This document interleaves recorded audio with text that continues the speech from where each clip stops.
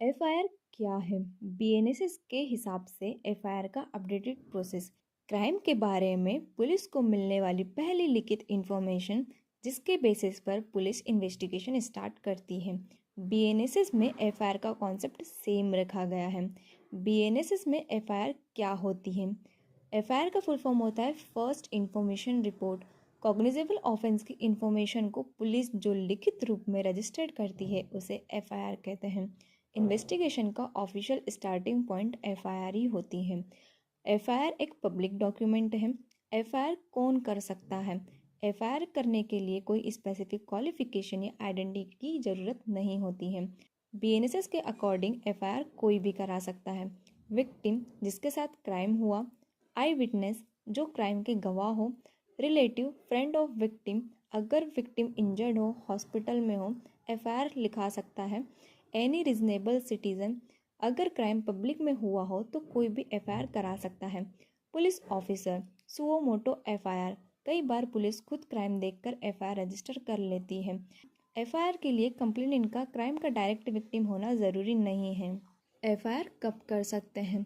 Cognizable offence हो, BNSS में police बिना वारंट एक्शन ले सकती है। क्राइम रिसेंट हो लेकिन लेट एफआईआर भी वैलिड होती है, बस रीज़न जेन्युइन होना चाहिए। Injury, fear, medical emergency etcetera. Crime की इंफॉर्मेशन मिल जाए, जैसे ही विक्टिम या सिटीजन को पता चले कि क्राइम हुआ है, एफआईआर कर सकता है। ऑनलाइन ऑफलाइन दोनों बीएनएसएस ने अलाउ किया है। Police station, email, website, online portal, helpline. FIR क्यों ज़रूरी होती है? एफआईआर बहुत इंपॉर्टेंट लीगल डॉक्यूमेंट है। इसके बिना क्रिमिनल केस स्टार्ट नहीं होता है। इन्वेस्टिगेशन स्टार्ट करने के बेस डॉक्यूमेंट होता है। कोर्ट में केस का फाउंडेशन एफआईआर होती है। पुलिस इन्वेस्टिगेशन कलेक्ट करना एफआईआर के बाद ही स्टार्ट होती है। विक्टिम को लीगल प्रोटेक्शन मिलता है।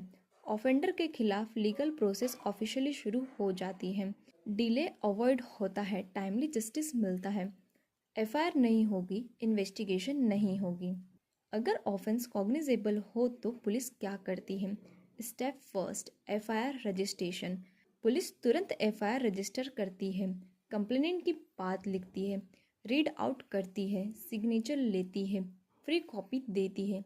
एफआईआर 24 घंटे में वेबसाइट पर अपलोड करती है। ये न्यू रूल है। Step 2, police scene visit and evidence collection. BNSS का नया रूल ऐड किया है। क्राइम सीन का video recording mandatory. Photographs, witness statement, CCTV details, data collection किया जाता है। Step 3, witness statement. सेक्शन 180 के तहत रिटन स्टेटमेंट लेती। सीरियस केसेस में ऑडियो वीडियो रिकॉर्डिंग कंपलसरी है। Step 4, arrest if needed. BNSS के सेक्शन 35 में अरेस्ट के रूल टाइट किया गया है। पुलिस बिना रीजन अरेस्ट नहीं कर सकती है। Arrest memo plus video recording. Victim update देना mandatory. Women arrest female officer necessary. Step 5, medical examination. Rape, assault, injury जैसे क्राइम में मेडिकल एग्जामिनेशन कराया जाता है। Video recording allowed. Step 6, case diary electronic form. BNSS ने case diary को electronic form में maintain करना मैंडेटरी किया है। स्टेप 7, चार्जशीट और क्लोजर रिपोर्ट। इसका जो टाइम लाइन है वो सीरियस ऑफेंसेस में 90 days date extend to the 180 days, minor offences में 60 डेज। अगर एविडेंस मिल जाए तो चार्जशीट और अगर एविडेंस इनसफिशिएंट हो तो क्लोजर रिपोर्ट, और कंप्लेनेंट को क्लोजर रिपोर्ट की कॉपी देना मैंडेटरी है। Be the legal. Thank you.